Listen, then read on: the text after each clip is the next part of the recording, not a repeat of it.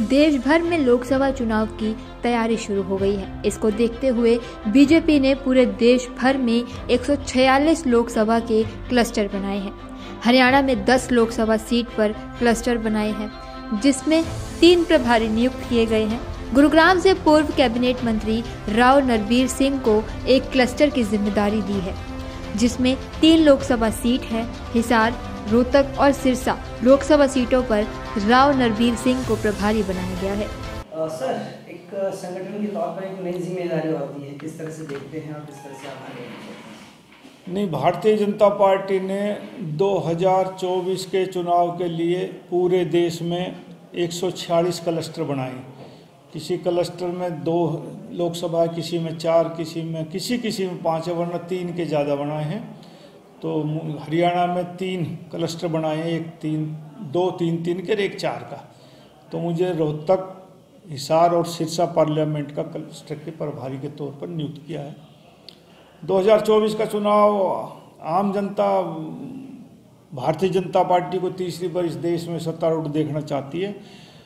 हमारे तो क्लस्टर में प्रभारी के तौर पे यही जिम्मेदारी है कि जो पार्टी के पदाधिकारी हैं वो अपना अपना काम कर रहे हैं कि नहीं गए, सामंजस्य बैठाना, देखना कि भाई सभी कार्यकर्ता अपने अपने क्षेत्र में अपनी अपनी ड्यूटी पर काम कर रहे हैं कि नहीं, उनको सही मोटिवेशन करना कि भाई काम करो पार्टी को हित के लिए। तो वो देखना है हमने बस। 24 का चुनाव नजदीक है, ऐसे में आपकी एक बड़ी जिम्मेदारी आपको दी गई है। किस तरह से देख रहे हैं और चुनौतियां क्या है इस बार चुनाव की? नहीं, चुनाव की चुनौतियां तो पिछली बार भी बहुत कम थी। मोदी जी ने 2014 से 19 तक राज किया, आम जनता राज को अच्छा मान रही थी, इसलिए हरियाणा में तो 10 की 10 लोकसभा सीटें भारतीय जनता पार्टी ने जीती। और अब भी 2019 से 2024 तक देश और प्रदेश में अच्छा काम हुआ है। दोनों जगह भारतीय जनता पार्टी की सरकार है।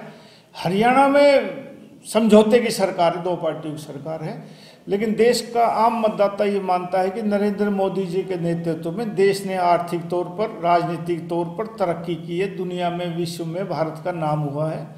लोग तिबारा से प्रधानमंत्री नरेंद्र मोदी जी को बनाना चाहते हैं, इसलिए ज़्यादा दिक्कत की हरियाणा में दिक्कत नहीं आएगी। हरियाणा में फिर से तीसरी बार 10 के 10 कमल खिलने जा रहे हैं।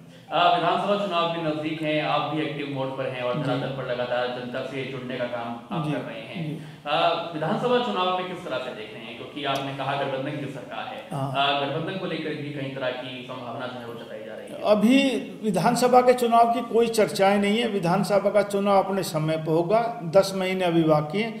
अभी सिर्फ फोकस लोकसभा के चुनाव का है, और मैं लोकसभा के चुनाव के बारे में कह सकता हूँ कि 10 की 10 लोकसभा चुनाव में भारतीय जनता पार्टी का कमल खिलेगा। सर, इसके अलावा राम मंदिर 22 तारीख को स्थापना होगी भगवान की, श्री राम की, तो उसको किस तरह से देखते हैं और लोकसभा का उसका कितना फायदा मिलने वाला है? नहीं, मंदिर हमारा धार्मिक भावनाओं से जुड़ा है। हम जब सुबह उठ के बाहर निकलते हैं तो हर एक को राम राम कहते हैं। जब हम किसी से विदा लेते हैं तब भी अच्छा भाई राम राम कह के उससे विदा लेते हैं। ये हमारे एक आस्था का केंद्र है, और ये हमारी खुशकिस्मती है कि हमारे पूर्वज जिन्होंने सपना देखा था वो इस दुनिया से चले गए सपना देखते देखते, और हमारे टाइम में ये राम मंदिर का प्राण प्रतिष्ठा हो रही है। हमारे लिए सौभाग्य की बात है। और राम, जब आदमी गुजरता है, शरीर पूरा करता है, उसके बाद भी सब ये कहते हैं कि राम नाम सत्य है। तो राम का नाम तो एक ऐसी चीज़ है जो हमारी पूरी आस्था से जुड़ा हुआ है, और मंदिर है उसकी स्थापना अच्छे समय पर हो रही है, ये भी ठीक है। लेकिन जहाँ तक लोकसभा के चुनाव की बात है वो राजनीतिक काम है, ये धार्मिक क्षेत्र आस्था से जुड़ा हुआ। मैं इसको दोनों को, राजनीतिक और इसको एक नहीं मानता।